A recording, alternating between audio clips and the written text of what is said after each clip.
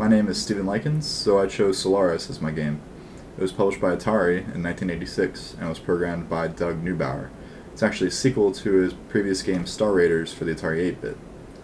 Right off the bat, you can see some similarities between this game and some other games from the time period, most notably Galaga and Asteroids. You can see I'm using a little bit of elements of both games here. I'm dodging all these planets that are showing up, but I'm also shooting ships. But I have some extra HUD elements that weren't there in those games, like the fuel gauge and the scanner, which is really cool.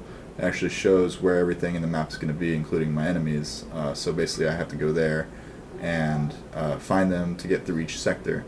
That's another thing this game has that's similar, is this overworld here. Almost kind of like Mario, Super Mario, but not quite. It actually reminds me a lot more of the 2012 PC roguelike game FTL, in which you pilot a ship in a sci-fi setting through space and you choose sectors to go through, some of which are hostile. In this game, every sector basically has a hostile enemy waiting for you, or enemies. And the point is to get through these overworld maps. There's doors on each end, and those are doors to the other sectors, and each sector is increasing in difficulty. So basically a couple of things that this game has that are notable are some pretty cool graphics for the time. We have really cool simulations of a 3D environment in this 2D environment just by adding some features, like if you fly all the way to the left or fly all the way to the right, the whole screen will kind of move and you'll see stars and stuff just like that. They're all moving, and all the planets also move. And those warp scenes are pretty cool too, kind of using colors and flashing lights as a way to simulate what it might be like to go through a warp drive in a spaceship. Things that I didn't really think that were, possible with games of this time. I thought the Atari 2600 games were a lot more primitive than this, so I thought that was pretty cool. The controls are pretty basic. Left and right is your, rolling left and rolling right, but your up and down y-axis controls are actually inverted. And later on in the game, which is also pretty cool, they have some ways of creating more difficult scenarios for you, not just through stronger enemies, but eventually there's a part in one of the sectors where your controls are actually inverted, so your left goes right and your right goes left, and then your y-axis isn't inverted anymore. The recording makes that scene a little bit weird that it just showed. It's the warp drive scene. It looks a lot better by itself. The recording kind of messed it up though.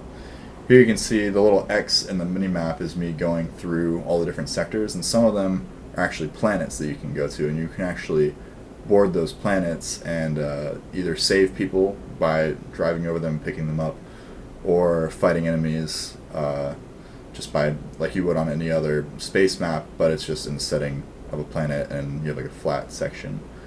And as you can see here, I kind of jumped the gun on this, trying to get out of this world without defeating the rest of the enemies in it, which, as you can see on the scanner, that little box. So you can actually exit and go to the overworld at any time by pressing one of the buttons, but you can't always leave unless you've killed everything there. But sometimes you'll kill everything and you'll keep flying through the map, and then you can just pull out your mini map and say, okay, I need to get out of here, go to the next sector. As you can also see on the mini map, next time it pops up, all the sectors with the stars you can't go through, so you kind of have a maze.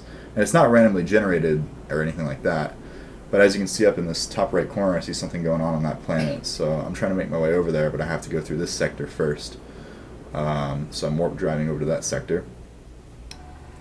So I could tell by the icon on the next sector that that was a planet, and I'm assuming, well, there's some kind of invasion happening on this planet. I should go check it out, because that other icon moved and it was actually a spaceship. Unfortunately, after I got through this sector, here you can see actually my scanner is messed up. That's another thing they do to create more difficult scenarios for you. But I get through this sector and go to the planet, and the planet is just completely crazy. All the colors are flashing, there's nothing there, and it pops me back into space, which is this next scene you see. Unfortunately, my recording messed up and didn't show me on the planet after I moved it into my video editor. But here you can see me fighting in space the enemies that were on the planet, assuming, and they just completely destroyed me. So Basically, I think that it was a really cool game. I didn't think that anything so.